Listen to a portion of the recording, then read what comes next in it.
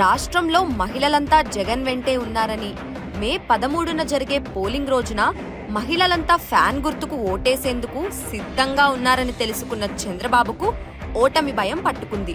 అందుకే మహిళలపై తన టీడీపీ కార్యకర్తల చేత దాడులకు తెగబడుతున్నాడు. మొన్న హోంమంత్రి తానేటి వనితపై దాడైతేనేం, నిన్న విజయవాడలో వైసీపీ మహిళా కార్యకర్తపై బోండా ఉమాకుమారుడు బోండా రవితేజ చేసిన దాడి కూడా దీన్నే తెలియచేస్తుంది.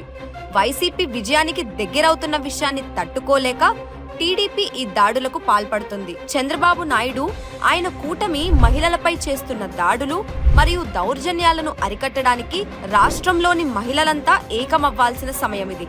ఇందుకోసం మీరు చేయాల్సిందల్లా ఒక్కటే, మే 13న జరిగే ఎన్నికల్లో ఫ్యాన్ గుర్తుపై 2 ఓట్లు వేసి చంద్రబాబుకు శాశ్వత రాజకీయ సమాధి కట్టాలి.